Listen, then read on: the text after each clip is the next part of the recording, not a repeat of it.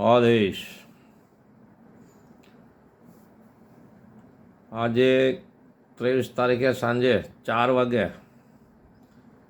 ગિરનાર બસાવો રેલીનું જે આયોજન કર્યું છે આયોજન પત્ર દેવાનું કલેક્ટર સાહેબને, તો કલેક્ટર સાહેબને હાથ જોડી અને વિનંતી કરવા માગું છું કે આપણે આ સરકારને, આપણા યુવા ધનને, ગુજરાતને ધર્મના નામ ઉપર ગેરમાર્ગે દોરી રહ્યા છે. આ ગેરમાર્ગે જે દોરી રહ્યા છે એનું કારણ એક જ છે કે જૈન સંપ્રદાયને કાયદેસર સરકારે નિયમ પ્રમાણે જે 2012 જમીન ફાળવવામાં આવી છે, એટલે આ લોકોના પેટમાં તેલ રેણાણું છે, આટલા આંદોલન કરી રહ્યા છે, સરકારને ગેરમાર્ગે દોરી રહ્યા છે. આપણા યુવા ધનને હિન્દુ સનાતન ધર્મના નામ ઉપર પોતાની ખીચડી પકાવવા બેઠા છે. એટલે કલેક્ટર સાહેબને મારી હાથ જોડી અને નમ્ર અપીલ છે કે આ રેલીને બને ત્યાં સુધી નામંજૂર કરાવો અને ભવનાથની અને જુનાગઢની અંદર જે બેનર માર્યા છે બપોરે 12 વાગે તો આ બેનર ઉતારાવી નાખો. આ હિન્દુ સનાતન ધર્મના નામ ઉપર ખીચડી પકાવવા, પોતાનું ઢાંકવા માટે, પોતાને પ્રસિદ્ધિ વધારવા માટે જૈન સંપ્રદાયને બદનામ કરી રહ્યા છે.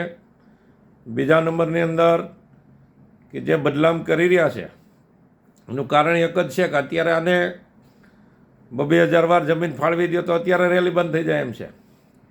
પણ આમાં સરકારની પણ સસમ પોલી લાગે છે મને તો. એટલે કલેક્ટર સાહેબને હાથ જોડે અને વિનંતી કરવા માગું છું આ રેલીને બંધ રખાવો, નકર આમાં ગિરનાર તો ગિરનારની જગ્યાએ જ રહેશે, પણ આમાં બીજા ઉગ્ર આંદોલન ઘણા થશે.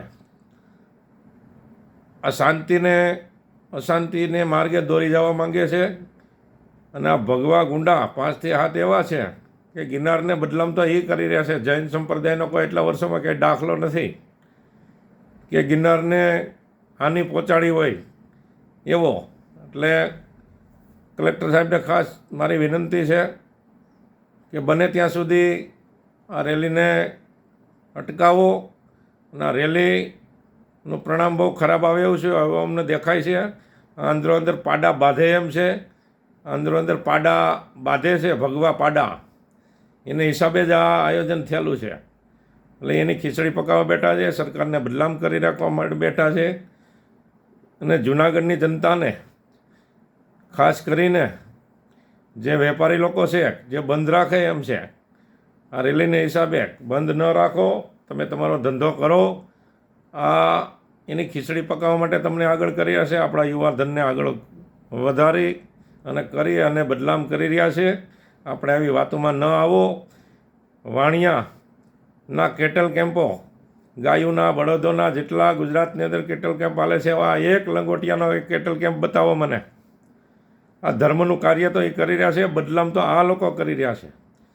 બધાય જેટલા જૈન સંપ્રદાયના વાણિયા અને વાણિયા જ્ઞાતિના જે કેટલ કેમ્પો રાજાશાહી વખતથી હાલે છે, એક ખાલી કોઈક સાધુનો એક મને કેટલ કેમ્પ બતાવો વાણિયા સિવાયનો. એટલે આ ખોટું બધું થઈ રહ્યું છે. આ પોતાના નામ ઉપર, ધર્મના નામ ઉપર ખીચડી પકાવવા બેઠા છે અને આને બંધ કરાવો. આનું પરિણામ બહુ ખરાબ આવશે, આવું અમને દેખાય છે. આદેશ.